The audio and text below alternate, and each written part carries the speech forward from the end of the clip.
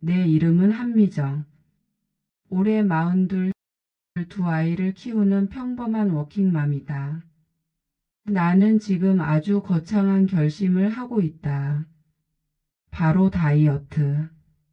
수없이 다짐했다가 무너진 역사가 나를 괴롭히지만 이번만큼은 다르다고 이번에는 꼭 해내리라 다짐하며 마음을 다잡았다. 오늘만큼은 꼭. 엄마 오늘 저녁은 뭐 먹지?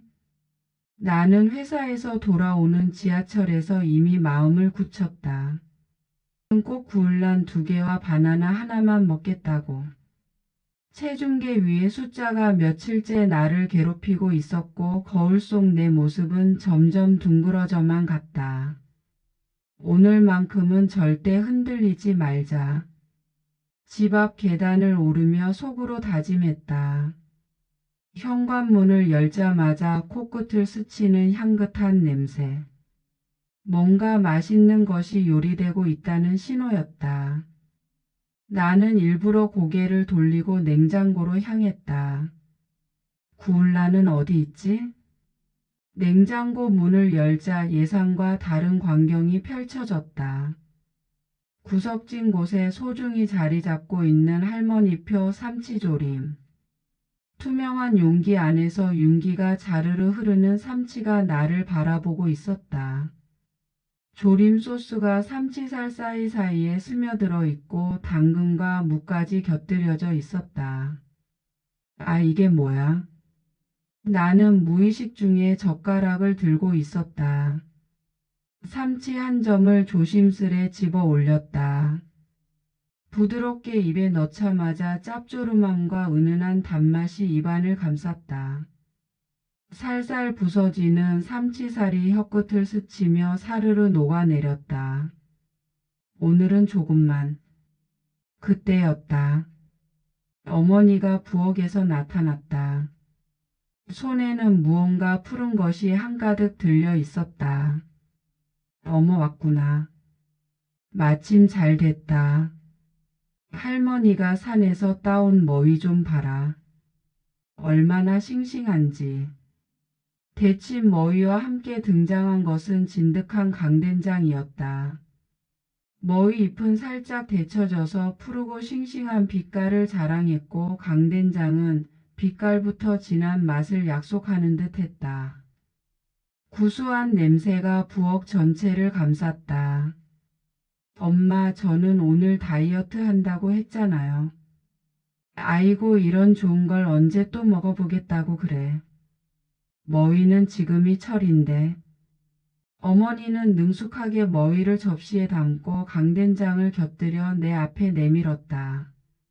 나는 저항해 보려 했지만 이미 젓가락이 움직이고 있었다. 머위잎 한 장을 집어 강된장에 살짝 찍었다. 씹자마자 입안 가득 퍼지는 씁쓸하면서도 고소한 맛. 강된장의 짭조름하고 진한 풍미가 완벽하게 어우러졌다. 아, 진짜 왜 이렇게 맛있어요? 나는 스스로를 달래려 했다. 우리 집은 사계절 내내 이런 식이다. 봄이면 쑥국에 냉이 무침, 고사리 말림에 두릅초장. 여름이면 시원한 오이 냉국에 머위쌈, 엄마가 직접 담근 열무김치. 가을엔 갓 구운 밤고구마와 호박전, 겨울엔 얼큰한 김치찌개와 동태탕. 매번 이런 식으로 결심이 무너진다. 다이어트를 시작하려 할 때마다 계절의 별미가 나타나서 나를 유혹한다. 엄마 정말 어떻게 해요? 맨날 이렇게 맛있는 것만 해주시면. 그래도 집밥이 최고지. 밖에서 사 먹는 것보다 훨씬 건강하다. 어머니의 논리는 나름 일리가 있었다. 하지만 문제는 양이었다. 건강하다고 많이 먹으면 살은 찌는 법이니까. 결국 나는 밥상 앞에 앉았다. 작은 그릇에 밥을 조금만 덜어 담았다. 정말 조금만 먹겠다는 마지막 의지였다. 하지만 삼치조림 한 점을 밥 위에 올리니 그 다음엔 자연스레 머위가 따라왔다. 머위에 강된장을 발라 쌈을 싸서 한 입에 넣자 입안 가득 퍼지는 봄의 향기. 정말 한 입만 더. 그렇게 한 입만 더를 10번쯤 반복했을까. 어느새 작은 그릇에 밥이 바닥을 드러냈다. 나는 무의식 중에 밥을 한 번 더 떠왔다. 어머 벌써 다 먹었네. 더 먹어라 더. 안 돼요 엄마. 정말 그만 먹어야 해요. 하지만 내 손은 이미 젓가락을 들고 삼치를 한 점 더 짚고 있었다. 조림 소스가 살 사이사이에 완벽하게 배어 있어서 씹을 때마다 진한 풍미가 입안을 가득 채웠다. 식사를 마치고 설거지를 하면서도 마음은 복잡했다.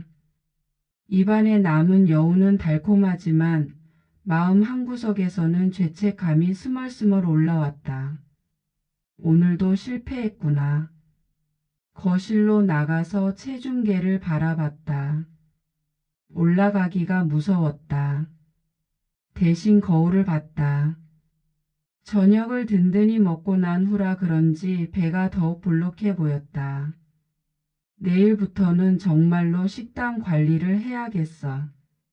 하지만 마음 한편으로는 오늘 저녁이 너무 행복했다. 하루 종일 회사에서 스트레스 받고 지하철에서 사람들에 치이고 집에 와서도 아이들 숙제 봐주고 목욕시키느라 정신없던 하루. 그 모든 피로가 따뜻한 밥 한 그릇으로 사라졌다. 엄마 또 다이어트 실패했지? 큰아이가 웃으며 말했다. 아이들은 참 예리하다. 엄마의 다이어트 성공률을 누구보다 정확하게 파악하고 있다. 실패한 게 아니라 잠시 휴식 기간인 거야. 어제도 휴식 기간이라고 했잖아요. 둘째까지 거들었다. 아이들 앞에서 체면이 구겨졌다. 내일부터는 정말로 할 거야. 엄마가 언제 거짓말했니? 매일요. 아이들의 대답이 너무 빨라서 할 말이 없었다. 아이들을 재운 후 나는 방 한구석에 자리 잡고 있는 스태퍼를 바라봤다. 먼지가 살짝 쌓여 있었다. 언제 마지막으로 밟아봤는지 기억도 안 났다. 오늘은 진짜 해보자. 스태퍼 위에 올라섰다. 몇 분 동안 가볍게 발을 움직여 봤다. 생각보다 힘들지 않았다. 하지만 10분쯤 지나니 숨이 차기 시작했다. 이것만으로도 저녁 폭식이 상쇄될까? 솔직히 그럴 리는 없다는 걸 알고 있었다. 하지만 적어도 마음의 위안은 되었다. 운동을 마치고 샤워를 한 후 침대에 누워서 생각해봤다. 정말 다이어트가 필요한 걸까? 물론 필요하다. 건강을 위해서라도. 하지만 매일 이렇게 자책하면서 살아야 하나? 며칠이 지나고 나는 새로운 전략을 생각해냈다. 완전히 안 먹는 것보다는 먹더라도 적게 먹는 것.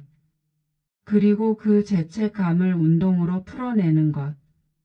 엄마 오늘은 뭐 해주실 거예요? 글쎄다 냉장고에 뭐가 있나 보자.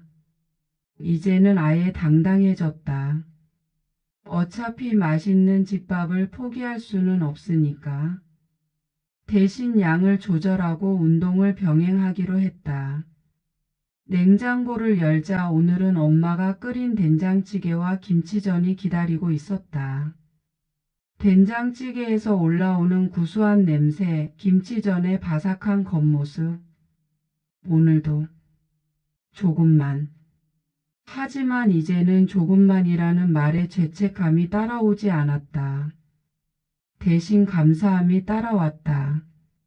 이렇게 맛있는 집밥을 해주는 엄마에 대한 감사함, 건강한 재료로 만든 음식을 먹을 수 있다는 감사함. 저녁 시간이 되자 온 가족이 밥상에 모였다. 아이들은 학교 이야기를, 남편은 회사 이야기를 했다. 나는 그 이야기들을 들으면서 된장찌개를 한 숟가락씩 떠먹었다. 엄마, 이 된장찌개 정말 맛있어요. 큰 아이의 칭찬에 마음이 따뜻해졌다. 할머니 된장으로 끓여서 그래.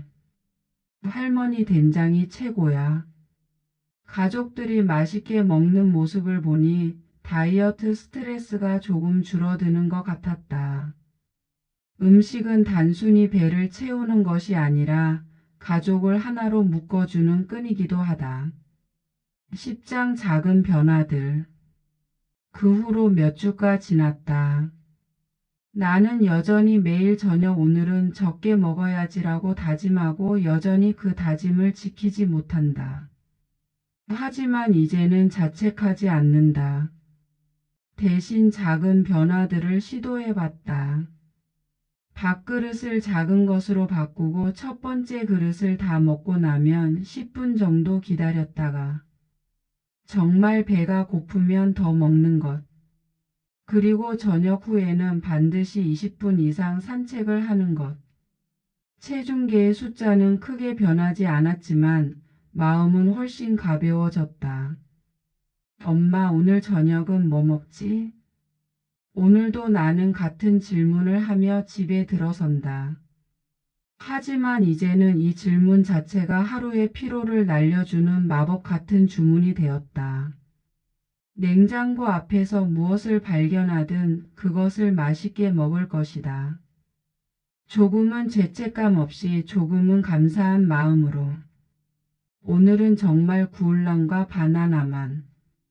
나는 아직도 가끔 이런 다짐을 한다. 하지만 이제는 이 다짐조차 일종의 의식이 되었다. 실제로 지킬 거라고 기대하지 않지만 그래도 해보는 다짐. 그리고 저녁이 되면 또다시 맛있는 집밥 앞에서 행복해한다.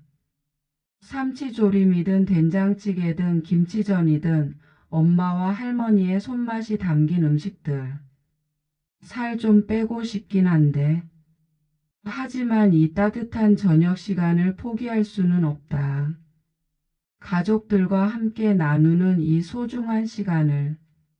그러니까 오늘도 나는 작은 그릇에 밥을 덜고 조심스럽게 반찬을 집어 올린다. 한 입만 더. 그리고 그 한 입이 10번쯤 반복되더라도 이제는 괜찮다. 내일도 스태퍼가 기다리고 있으니까. 그리고 무엇보다 이런 행복한 고민을 할 수 있다는 것 자체가 감사한 일이니까. 오늘 저녁도 맛있게 조금은 죄책감 없이 먹어보자. 그리고 내일은 정말로 구울랑과 바나나만 먹어보자. 물론 그럴 가능성은 낮지만 그래도 희망은 버리지 말자. 희망을 품고 사는 것, 그것만으로도 오늘 하루는 충분히 의미 있다.